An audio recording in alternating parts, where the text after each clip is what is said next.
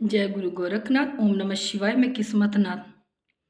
मेरे पास बहुत से मैसेज आ रहे हैं। लोग ये पूछते हैं कि हम इतना कर्म कर रहे हैं, कर्म करने के बाद भी हम इतना दुखी क्यों हैं, और जो लोग कर्म नहीं कर रहे वो इतने खुश क्यों हैं।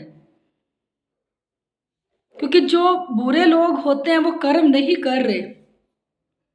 जो उनके पिछले कर्म है, परमात्मा कहता है जो उनके पिछले कोई अच्छे कर्म किए हो ना उन्होंने, जो इस जन्म के भी हो चाहे पिछले जन्म के भी हो, कोई अच्छा कर्म हो उनका, परमात्मा की भक्ति जो नहीं करते, सबसे पहले परमात्मा उनको अच्छे कर्म देता है कि ले बच्चा तू पहले अच्छे कर्मों को खा ले। जब परमात्मा उसका जितने भी जन्म के हैं सब कर्म इकट्ठे करके उसको दे देता है, वो इस जन्म में देखो कोई पाठ पूजा नहीं करता, सारे उल्टे सीधे काम करता है। आप लोग कहते हैं वो फिर भी बहुत खुश है, उसके पास किसी चीज की कमी नहीं है। भी खुश तो होगा, उसके पिछले जन्म के कर्म हैं उसकी वजह से वो खुश है। परमात्मा कहता है पहले इसको अच्छे कर्म दो। जब वो अपने अच्छे कर्मों को खा लेगा तो उसके पास सिर्फ बुरे कर्म ही बचेंगे, जो इस जन्म के उसके बुरे कर्म किए हुए हैं। फिर उसका बुरा समय शुरू हो जाएगा। पहले परमात्मा बुरे लोगों को अच्छे कर्म देता है, चाहे उसके किसी भी जन्म के कर्म क्यों ना हो। और जो लोग इस जन्म में भक्ति कर रहे हैं, जो कह रहे हैं मुझे कि हम इतना कर्म करते हैं उसके बाद भी हम दुख क्यों भोग रहे हैं, वो इसलिए दुख भोग रहे हैं क्योंकि जो जो भक्ति में होता है परमात्मा की, परमात्मा कहता है पहले इसको बुरे कर्म दो ताकि इसके बुरे कर्म कटते रहे। जब इसके बुरे कर्म कट जाएंगे ना, फिर परमात्मा उसको अच्छे कर्म देता है। तो कई लोग क्या सोचते हैं भी जब से हमने पाठ पूजा करी है हमारे ऊपर तो दुख ही दुख आ रहे हैं, वो डर के मारे वो पाठ पूजा करना छोड़ देते हैं। उन्हें ये नहीं पता कि जो परमात्मा उनको कष्ट दे रहा है उनके पहले बुरे कर्म काट रहा है। जब उनके बुरे कर्म कट जाएंगे भक्ति से, तो उसके बाद उसको सुख ही सुख मिलेगा।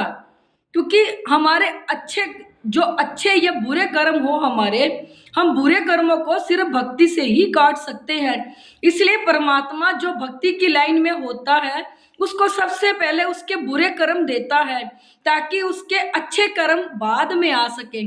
और जो लोग मांस मदिरा का सेवन करते हैं, बुरी संगति का करते हैं, और उसको इस जन्म में वो पहले उसके अच्छे कर्म देते, क्योंकि उसने पिछले जन्म में कोई अच्छा कर्म किया होगा तभी तो वो इंसान जूनी में आया है।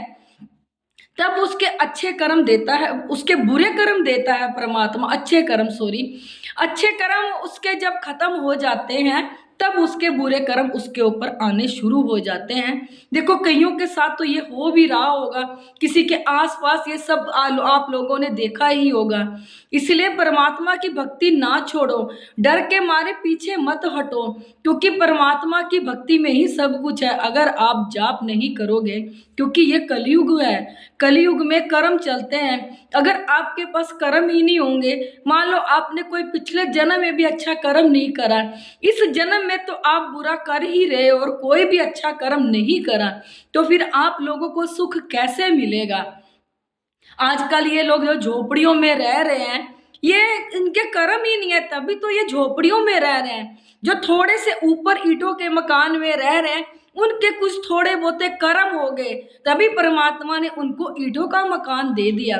और जिनके मकान बहुत अच्छे बने हुए हैं उसने कर्म बहुत अच्छा किया होगा, तो परमात्मा किसी का रखता नहीं है, चाहे वो बुरा कर्म हो चाहे वो अच्छा कर्म हो, परमात्मा देता ही देता है। क्योंकि बीज आपने चाहे अच्छे कर्म का बो चाहे बुरे कर्म का बो, देखो वो फूट के अंकुरित तो होगा ही होगा, एक दिन वो पेड़ बनेगा ही बनेगा।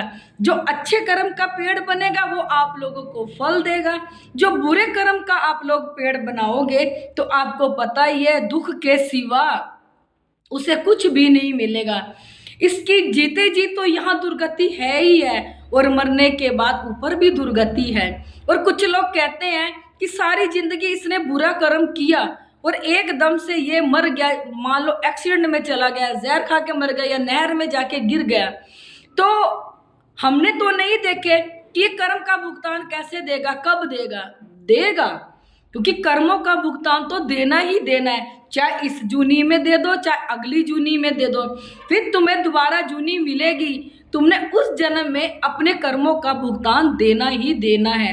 इसलिए इस जन्म में अच्छे कर्म कर लो, परमात्मा की भक्ति करो।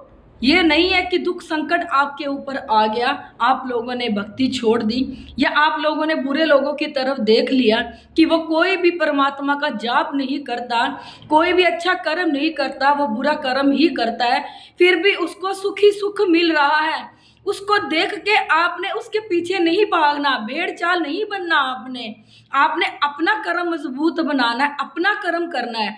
आपने अपना कर्म देखना है कि आपका कर्म क्या है, ना कि दूसरों का कर्म देख के आप लोगों ने ईर्ष्या करनी है।